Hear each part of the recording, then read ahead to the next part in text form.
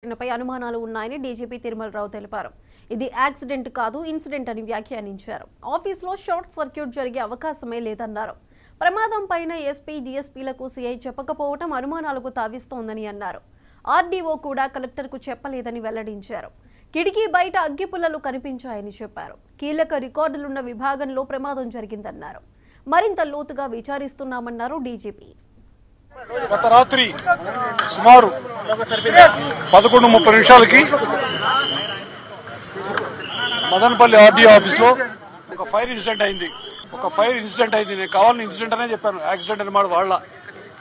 ఎందుకంటే 3 గంటలుగా ఇప్పుడు మొత్తం సీన్ పరిశీలించినాక అది యాక్సిడెంట్ అనిపించట్లేదు. అందుకనే నేను ఫైర్ ఇన్సిడెంట్ అయిందని చెప్తున్నా.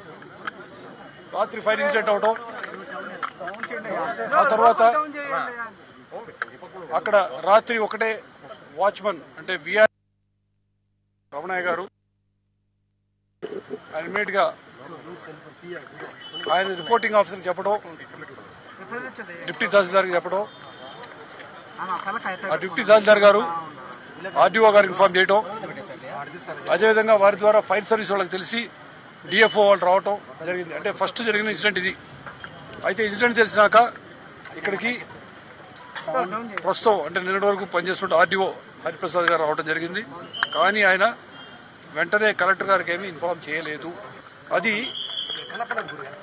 ప్రొహిబిటెడ్ ల్యాండ్స్ సంబంధించి 22A సెక్షన్ ప్రకారం కొన్ని ల్యాండ్స్ని ఎగ్జామ్షన్ ఇవ్వాల్సినటువంటి ఆ సెక్షన్లో జరిగింది. అంటే ఇది చాలా చాలా ముఖ్యమైనటువంటి క్రిటికల్ సెక్షన్. అది ఆర్డీఓ ఆఫీస్లో చాలా క్రిటికల్ సెక్షన్. అవకతవకలు జరిగే అవకాశం ఉన్నటువంటి సెక్షన్ అది. అంటే పొరపాటు జరిగే అవకాశం ఉన్నది, ఫేవరెటిజం చూసే అవకాశం ఉన్న సెక్షన్లో ఫైర్ ఇన్సిడెంట్ జరగడం, ఇది ప్రత్యేకంగా కొంత అనుమానాలకి తావిస్తూ ఉన్నది. ఆ తర్వాత లోపల ఉన్నటువంటి కొన్ని ఫైల్స్ ఖాళీ ఉన్నాయి.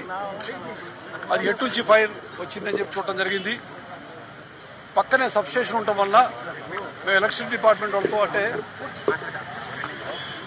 సదరన్ పవర్ డిస్కమ్ వాళ్ళతో అయితేనేమి బయట నుంచి లోపలికి వచ్చి షార్ట్ సర్క్యూట్ అయ్యే అవకాశం కనపడటం లేదు అని. అంటే పక్కనే సబ్స్టేషన్ ఉంది కాబట్టి వోల్టేజ్ ఫ్లక్చుయేషన్స్ ఉండవు. అదేవిధంగా కొద్ది రోజులుగా ఫ్లక్చుయేషన్ లేదన్న విషయం కూడా వీళ్ళు గమనించారు. అంటే రికార్డ్స్ అంతా ఉంటుంది వాళ్ళ దగ్గర. ఆ రికార్డు ప్రకారం వోల్టేజ్ ఫ్లక్చుయేషన్ ఏదో అయిపోయి షార్ట్ సర్క్యూట్ అయిపోయింది అనడానికి అవకాశాలు తక్కువగా కనిపిస్తున్నాయి, దాదాపు కనపడట్లేదు. బయట నుంచి అయితే అసలు అవకాశం లేదు. తర్వాత రాత్రి 2 గంటలకు ఇన్స్పెక్టర్ సీన్కి వచ్చి చూసి వాళ్ళ డిఎస్పీకి కానీ ఎస్పీ కానీ చెప్పకపోవటం, ఇవి కూడా